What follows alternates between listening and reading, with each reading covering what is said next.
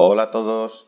Bien, en este vídeo vamos a ver la inspección no destructiva realizada con equipos de ultrasonidos, en concreto equipos de ultrasonidos del tipo de pulso eco, en donde la sonda emisora es la misma que la sonda receptora. Y vamos a ver, bueno, cómo es estos equipos, cómo interpretamos los resultados obtenidos y, bueno, de manera básica, porque sí que es verdad que este ensayo, luego cuando hagamos la práctica, vamos a ver que bueno, tiene muchas más variables y cosas que tenemos que tener en cuenta, pero vamos a ver aquí lo básico, lo esencial. Bien, bueno, lo primero que tenemos que tener en cuenta es la pieza a inspeccionar. Una de las grandes ventajas del sistema de ultrasonidos es que podemos utilizarlo para inspeccionar piezas de distintos materiales, ya sean metálicos o no metálicos. Como hemos visto con otros ensayos, por ejemplo, los ensayos de partículas magnéticas solo los puedo hacer en materiales ferromagnéticos. Los ensayos de corrientes inducidas, los eddy current, solo los podemos hacer en piezas metálicas. Los ensayos, por ejemplo, de líquidos penetrantes, pues no los podemos hacer en piezas porosas.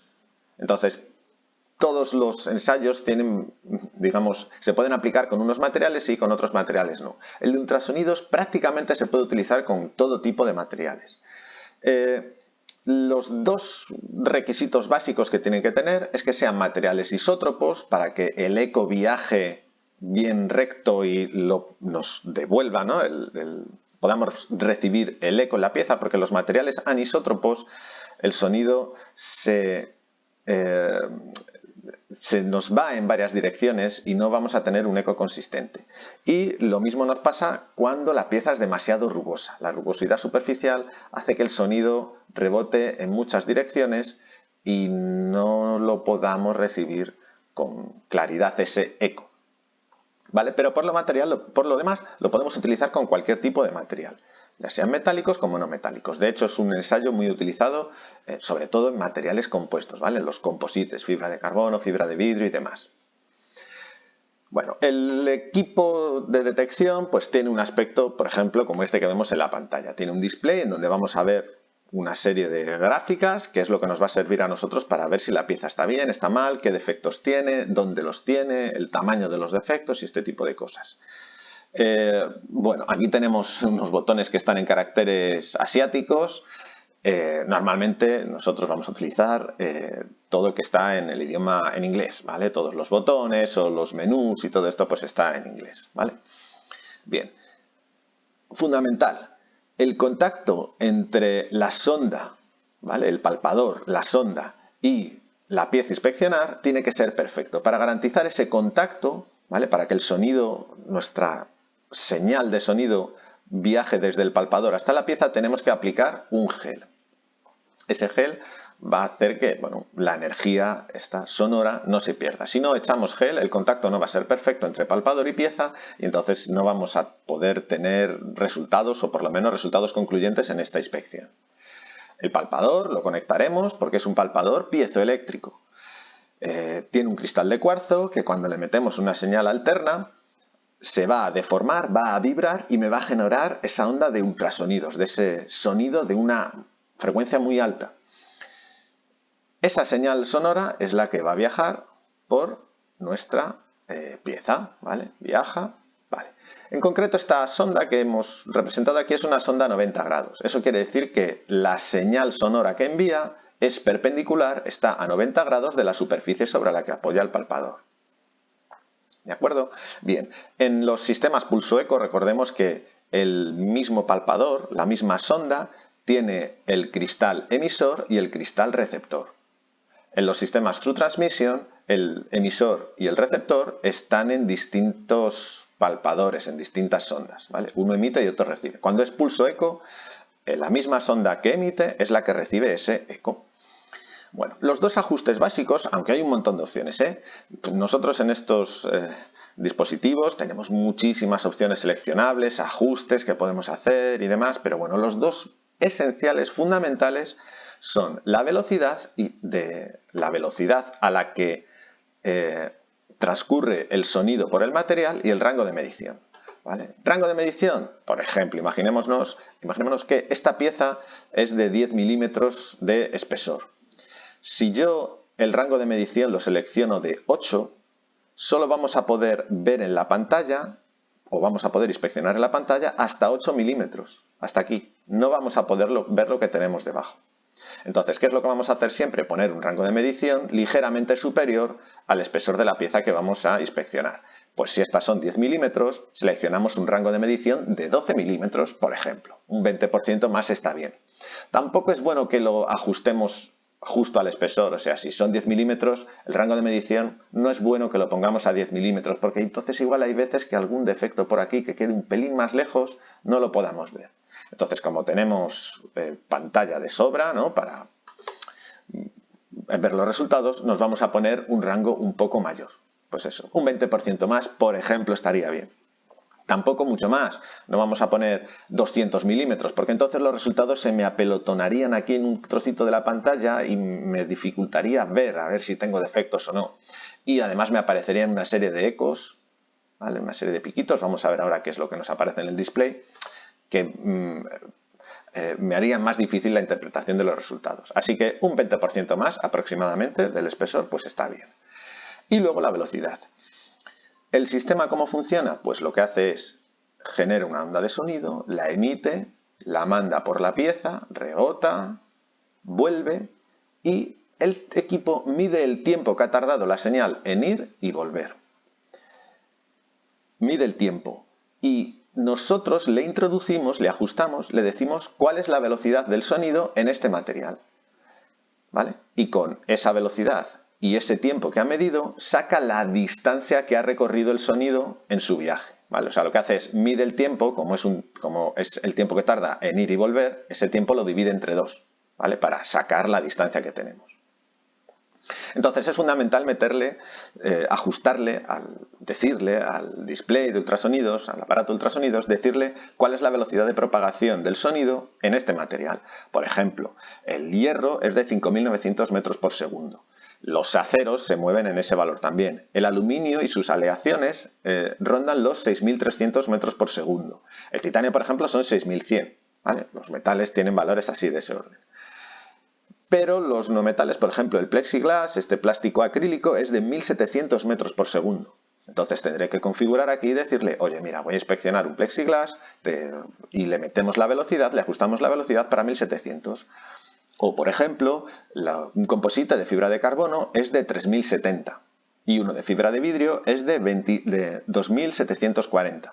Entonces tenemos que ajustar esa velocidad para que me pueda hacer el cálculo de la distancia correctamente, ¿vale? Son los dos ajustes básicos que tenemos, aunque, como os digo, tenemos muchísimos más ajustes.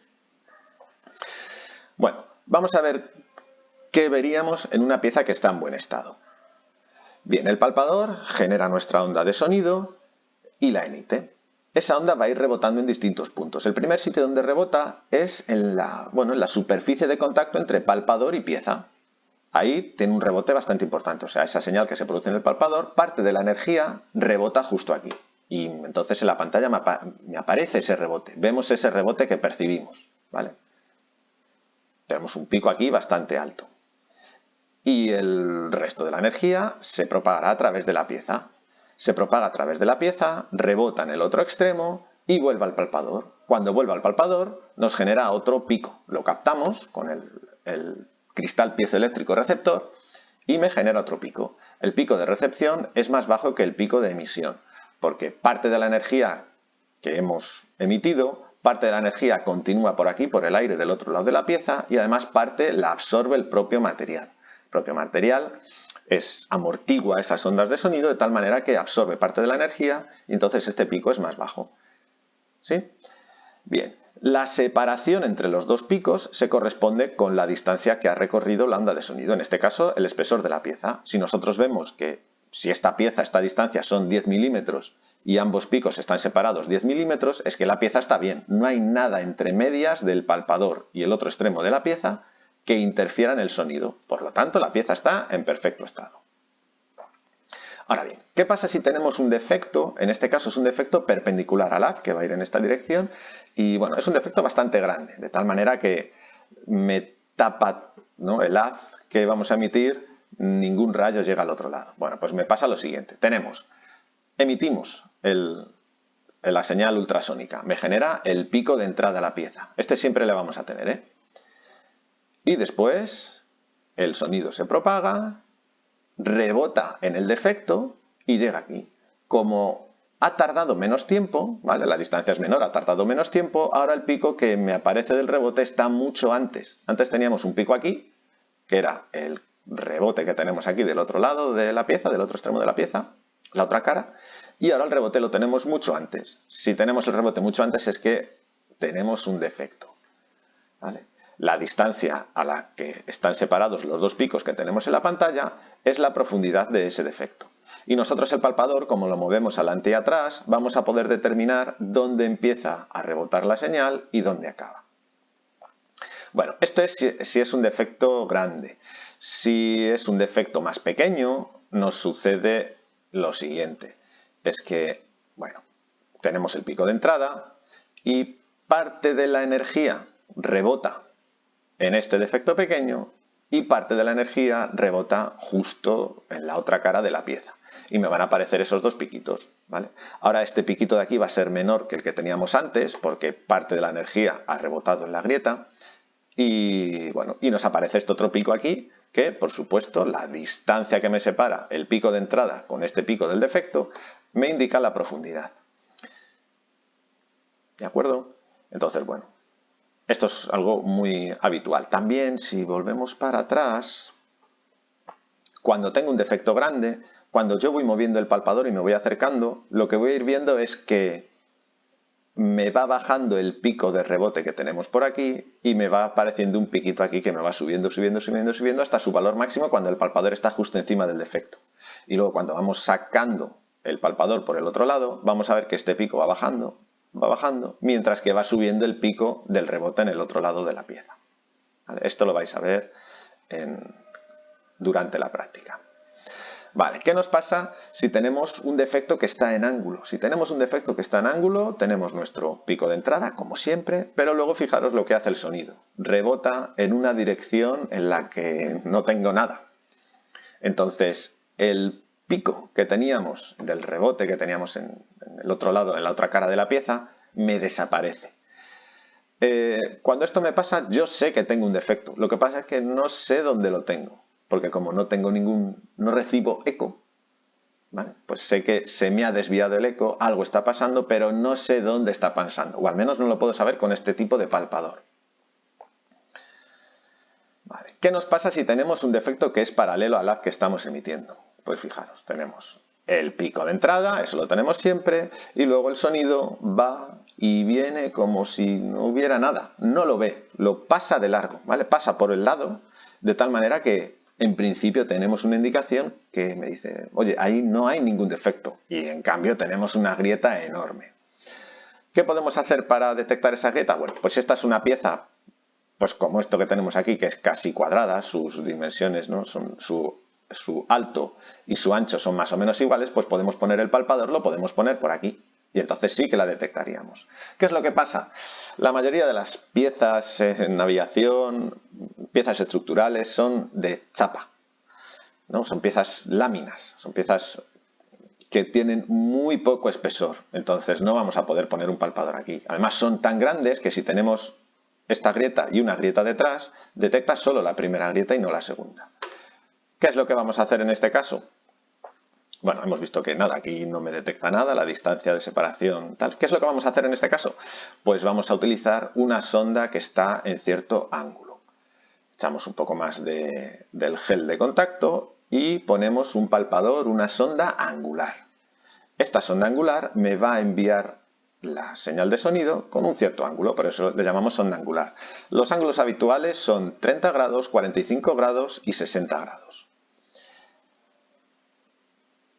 Primero, enviamos la señal de sonido, tenemos el pico de entrada, eso como siempre, y luego la señal va rebotando como vemos aquí en la pantalla. Y ¡pam! Ahora sí que me aparece el piquito este. ¿Vale? Ahora sí que vemos esta grieta. No vamos a profundizar mucho más, pero bueno, ya lo veremos cuando utilicéis el aparato en las prácticas, ¿no? Que cuando vamos moviendo el palpador me va apareciendo el pico y se me va desplazando. ¿Vale? Cuando movemos el palpador lo que nos sucede es que este pico me aparece cuando detecta la grieta y luego se me va desplazando. El desplazamiento de ese pico que aparece, ¿vale? Que se me va desplazando, esa distancia me indica la distancia o la profundidad del defecto que tengo. ¿Vale? Pero bueno, para este tipo de grietas necesitamos una sonda angular. Recordemos una cosa. Cuando hablamos de fatiga, las grietas de fatiga normalmente son así, son perpendiculares a la superficie. Con lo que esas grietas, para detectar esas grietas de fatiga, yo recurriré habitualmente a un palpador angular. En cambio, en un composite, el defecto más habitual en un composite son las delaminaciones. Las delaminaciones estarían así, horizontales. Así que para detectar delaminaciones, lo más habitual es que utilicemos una sonda de 90 grados. ¿Vale? Pero para grietas de fatiga, en metales sobre todo, recurriremos en la mayoría de los casos recurriremos a palpadores angulares, a sondas angulares. Eso también es importante. Y bueno, vale, el piquito ese me aparecía cuando detecta. Y si la pieza está bien, nada, la señal va rebotando en las caras. Bueno, este ángulo de rebote tendría que ser igual al de incidencia, pero bueno, se entiende, yo creo, qué indicación vamos a tener cuando la pieza está bien.